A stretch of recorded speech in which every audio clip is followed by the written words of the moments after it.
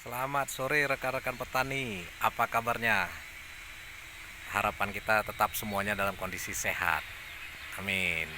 Saya masih berada di lahan percontohan untuk budidaya talas deli, ya, tepatnya di daerah Glugurimbun, ya. Nah, ini siang-siang melihat pertumbuhan tanaman talas deli yang semakin hari semakin besar, daun-daunnya juga semakin lebar, ya. Nah, di kesempatan ini saya ingin menjawab pertanyaan bahwa ada beberapa yang mempertanyakan apa sih rahasianya untuk budidaya talas deli sehingga tanaman talasnya bisa tumbuh subur, ya, daunnya lebar-lebar, ya, seperti ini. Ya, nah, kebetulan yang di belakang saya ini usianya bulan ini jalan 4 bulan, ya, masih 4 bulan, nanti di pertengahan bulan baru minggu ketiga, ya, 4 bulan. Nah, rekan-rekan petani, untuk budidaya talas ini kita sebenarnya sangat merekomendasikan untuk ketersediaan airnya itu sangat penting, ya, di lahan tersebut. Ya, kalau musim hujan ya aman gitu. Tapi kalau tidak musim hujan atau musim kemarau, nah ini yang perlu kita perhatikan, kelembapan tanahnya. Artinya kita memang harus lakukan penyiraman supaya apa, daunnya tetap bertumbuh lebar dan juga tidak rusak, ya, karena kalau kurang air pastinya rusak. Dan yang kedua, sebagaimana rekan-rekan petani ketahui, kalau yang namanya petani, kita bertani bercocok tanam pasti ada pupuk, ya. Namun untuk mendapatkan produksi rajangan daun talas nanti agar baik, warnanya gold sesuai dengan spesifikasi yang kita harapkan, ya, kita menyarankan menggunakan pupuk organik, ya.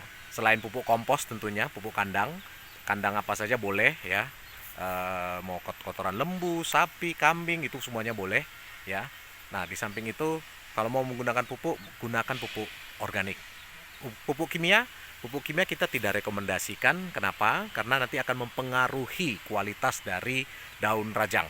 Ya, kita tahu bahwa daun rajang talas ini kualitas ekspor. Jadi kalau kita menggunakan pupuk kimia, nanti di daun rajangnya itu ada mengandung bahan kimia, itu biasanya eksportir kita akan tolak. Ya, jadi hati-hati di situ. Nah, saran kita, ya, pupuk organik yang kita gunakan dan kita referensikan untuk rekan-rekan petani adalah ini dia. Ini pupuk organiknya yang kita gunakan. Ya, ini namanya ecofarm. Eco farming. Ya, pupuk organik yang kecil ini, tapi khasiatnya ini bisa menghemat penggunaan pupuk itu sampai dengan 75%. Ya, ini pupuk organik. Fungsinya untuk meningkatkan kesuburan tanah. Ya, jadi bukan seberapa banyak pupuk yang kita tabur di tanaman, ya, tapi yang penting adalah berapa banyak tanaman itu bisa menyerap pupuk tersebut, gitu. Jadi jangan salah, bukan tergantung banyaknya pupuk, tapi berapa banyak tanaman tersebut, kemampuan tanaman tersebut untuk menyerap pupuk. Nah, pupuk eco farming ini fungsinya adalah dia mengaktifkan organisme yang ada di dalam tanah, sehingga mengaktifkan akar tanaman tersebut untuk menyerap sari-sari makanan dari dalam tanah, ya. Jadi bukan memaksa tanah subur, gitu.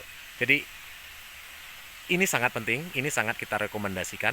Penggunaannya ini sangat-sangat efisien, seperti saya bilang tadi, sampai dengan 75% itu bisa menghemat kebutuhan pupuk, ya. Pupuk kecil ini, sekecil ini mampu untuk kita gunakan di 1 hektar tanaman. Jadi kalau 1 hektar tanaman talas deli ini ada 10.000 tanaman, cukup dengan satu ini, ya, sekali semprot itu bisa menyemprotkan untuk 10.000 tanaman atau 1 hektar. Sangat murah, sangat murah. Kalau pupuk ini harganya dijual itu 250.000. Ya, jadi pemupukan bisa dilakukan sebulan sekali, ya, cukup dengan satu kemasan ini. Ini pupuk organik. Oke, jadi pupuk apa yang kita gunakan selama ini? Eco farming jawabannya.